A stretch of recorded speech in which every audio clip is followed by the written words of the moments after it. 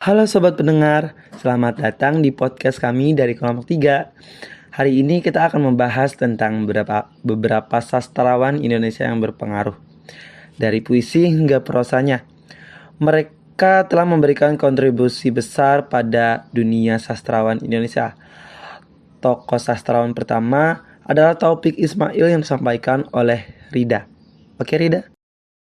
Halo, dengan aku Rida di sini. Jadi kita akan membahas tentang Taufik Ismail. Taufik Ismail adalah salah satu sastrawan besar Indonesia yang dikenal sebagai penyair, esais, dan tokoh penting dalam dunia sastra serta kebudayaan nasional. Ia lahir di Bukit Tinggi, Sumatera Barat pada tanggal 25 Juni 1935. Masa kecilnya dijalani di sebuah keluarga yang cukup terpandang dan dekat dengan dunia pendidikan. Ayahnya merupakan seorang dokter hewan, sementara ibunya seorang guru. Lingkungan keluarga inilah yang menumbuhkan minat Taufik terhadap ilmu pengetahuan sekaligus dunia sastra. Sejak usia muda, Taufik sudah menunjukkan kecintaan pada bahasa dan sastra. Setelah menamatkan pendidikan dasar dan menengah, ia melanjutkan studi ke Fakultas Kedokteran Hewan Universitas Indonesia, yang kemudian menjadi Institut Pertanian Bogor. Walaupun menekuni bidang kedokteran hewan, ketertarikannya pada sastra semakin berkembang. Pada masa inilah ia mulai menulis puisi dan bergabung dengan berbagai kelompok diskusi sastra. Nah, selanjutnya ada Rehan yang akan menyampaikan fakta mengenai Eka Kurniawan. Halo, perkenalkan nama saya Muhammad Rehan. Di sini kita akan membahas tentang Eka Kurniawan. Eka Kurniawan lahir di Tasikmalaya pada 28 November 1975. Ia lulusan filsafat UGM dan mulai dikenal lewat novel Cantik Itu Luka pada tahun 2002 yang membadukan realisme magis dengan kritik sosial. Karya-karyanya menampilkan gaya bercerita khas dan syarat simbolisme menjadikan salah satu penulis penting di Indonesia. Novel Lelaki Harimau pada tahun 2004 membawa ke panggung internasional dengan masuk longlist Man Booker International Prize 2016. Karya Eka telah diterjemahkan ke banyak bahasa. Ia sering dianggap sebagai penerus tradisi sastra Indonesia setelah Pranata Toer. Nah, selanjutnya ada juga nih Rizky yang akan menyampaikan fakta mengenai Djoko Pinurbo. Halo, saya Rizky. Jadi saya akan membahas tentang Djoko Pinurbo.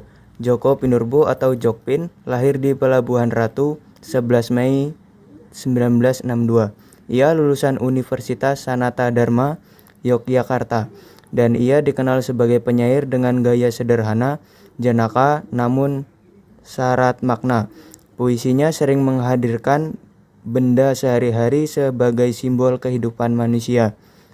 Karya terkenalnya antara lain Celana tahun 1999, Di Bawah Kibaran Sarung tahun 2001, dan Pacar Kecilku tahun 2007. Berkat kiprahnya, ia meraih berbagai penghargaan sastra bergengsi dan dianggap sebagai salah satu penyair penting Indonesia kontemporer. Lalu, selanjutnya ada Amir Hamzah yang akan dibacakan oleh saya sendiri nih.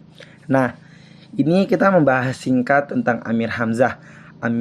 Penyair besar Indonesia. Ia lahir pada 28 Februari 1911 di Langkat, Sumatera Utara. Dari keluarga bangsawan Melayu. Julukannya adalah Raja Penyair Pujangga Baru. Waduh, keren banget. Karyanya terkenal antara lain Penyanyi Sunyi dan Buah Rindu, dengan puisi bernuansa cinta dan kerinduan religius. Selain menulis, Amir juga berjuang untuk kemerdekaan. Sayangnya, ia wafat pada 20 Maret 1946. Namun, pada tahun 1975, ia mendapat gelar pahlawan nasional. Wah, keren banget, harus dipatut ini. Singkatnya, Amir Hamzah adalah sosok yang meninggalkan jejak abadi, baik di dunia sastra maupun perjuangan bangsa. Selanjutnya, ada tokoh yang bernama Dijenar Maesa Ayu yang disampaikan oleh Bunga. Halo guys, dengan Bunga di sini. Keren-keren ya tokoh yang sudah dibahas sama teman-teman aku tadi. Nah, tokoh yang akan aku bahas ini juga gak kalah kerennya tahu. Jadi, beliau bernama Jenar Maesayu. Beliau merupakan seorang pemeran, penulis, sutradara, dan produser Indonesia. Beliau lahir pada tanggal 14 Januari 1973 di Jakarta. Ia merupakan putri dari seorang penulis skenario dan sutradara Indonesia. Ayahnya bernama Sumanjaja, sementara ibunya adalah seorang pemeran Indonesia bernama Tuti Kirana. Nah, jadi Jenar Maesayu ini memiliki nama lain yaitu Nyai Jenar Maisa Ayu. Tahun aktif beliau adalah dari 1990 hingga sekarang. Beliau merupakan angkatan reformasi yaitu dari tahun 2002 hingga saat ini. Jenar Maesayu adalah salah satu penulis perempuan Indonesia yang cukup menonjol. Cerpen-cerpennya yang bernuansa feminim membuat namanya dikenal dan diperhitungkan. Namanya semakin melambung saat dia terjun ke dunia film. Jenar mengawali karirnya sebagai penulis melalui cerita pendek, kemudian menulis novel. Dari kecil, Jenar sudah terbiasa dengan aktivitas seperti membaca buku sastra dan menonton film. Karya-karya Jenar banyak mendobrak tabu dan tak jarang dinilai vulgar. Namun di sisi lain, banyak yang menilai karyanya mencerahkan. Jenar termasuk perempuan penulis yang produktif. Bayangin guys, dalam kurun waktu 7 tahun sudah ada 4 judul buku yang sudah tergarap, dan 3 diantaranya itu masuk sebagai shortlist Anugerah Sastra Tahunan Khatulistiwa Literary Award tahun 2002, 2004, dan 2006. Dan setiap buku karyanya selalu masuk sebagai daftar buku bestseller. Buku pertama Jenar yang berjudul Mereka Bilang Saya Monyet telah dicetak ulang sebanyak 8 kali dan masuk dalam 10 nominasi besar buku terbaik Khatulistiwa Literary Award 2003. Selain itu, buku ini juga akan diterbitkan dalam bahasa Inggris.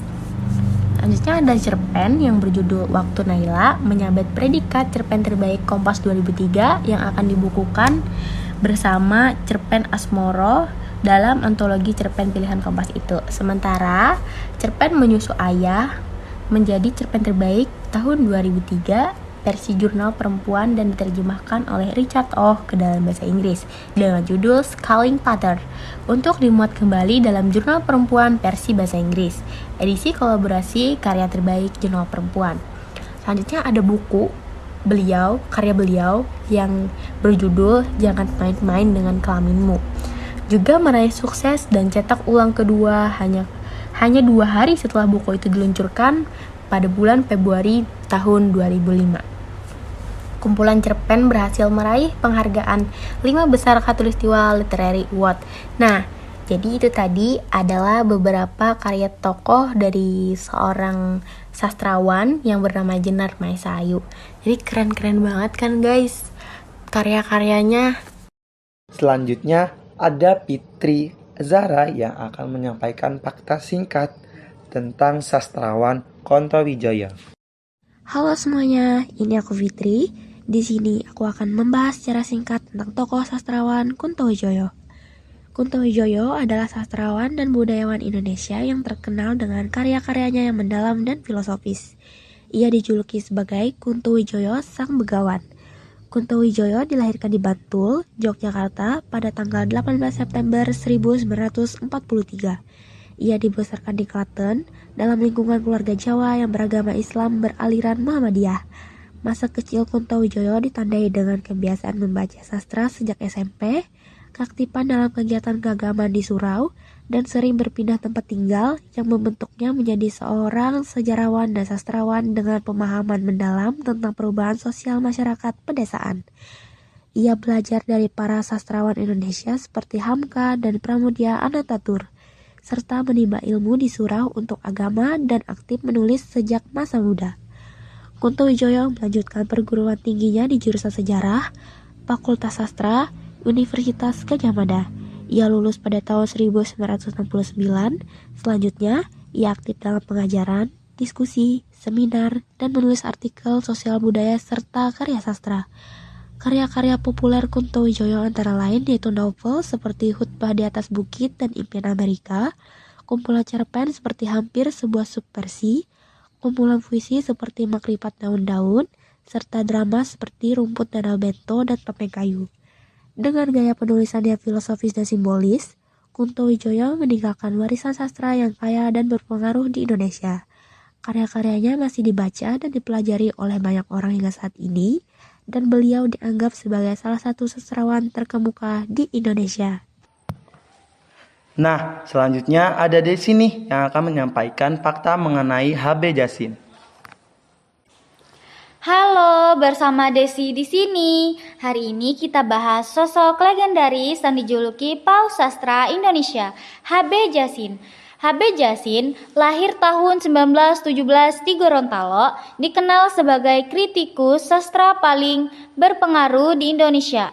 Beliau mendirikan pusat dokumentasi sastra HB Jasin di Jakarta, yang jadi rumah bagi ribuan karya sastra. Yang bikin keren, beliau pernah rela dihukum percobaan karena menolak buka identitas penulis cerpen kontroversial Langit Makin Mendung. Itu bukti keberaniannya menjaga kebebasan berekspresi. Tanpa HB Jasin, mungkin banyak karya besar sastra Indonesia nggak akan kita kenal hari ini. Jadi ingat ya, setiap kali baca karya sastra Indonesia, ada jejak HB Jasin di baliknya. Selanjutnya yang terakhir nih, ada Sipa yang akan menyampaikan fakta singkat tentang sastrawan Andrea Hirata. Baik, di sini aku akan memperkenalkan sastrawan terakhir, yaitu ada Andrea Hirata Seman Said Harun, atau lebih dikenal sebagai Andrea Hirata. Ia adalah seorang penulis novel yang terkenal dengan karyanya Laskar Pelangi. Semua orang sudah pasti pernah membaca ataupun nonton satu karya tersebut kan? Nah, kembali ke topik awal, Andrea Hirata itu dikenal sebagai salah satu penulis terbaik di Indonesia. Dan sudah ada banyak karyanya yang telah diterjemahkan ke bahasa lain selain bahasa Indonesia. Beliau lahir pada tanggal 24 Oktober 1967 di Belitung Timur. Adapun fakta menarik, yaitu novelnya yang sudah diadaptasi menjadi film itu merupakan cerita yang terinspirasi dari masa kecilnya di pulau tersebut.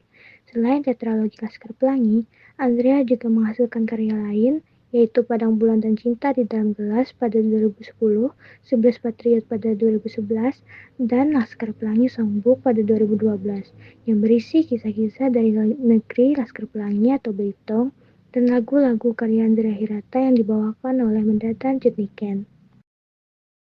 Nah, itulah beberapa sastrawan Indonesia yang berpengaruh. Kami harap podcast ini dapat memberikan informasi yang bermanfaat dan meningkatkan apresiasi kita terhadap sastra Indonesia. Saya Hendra sebagai host podcast pada kali ini. Saya pamit. Dadah.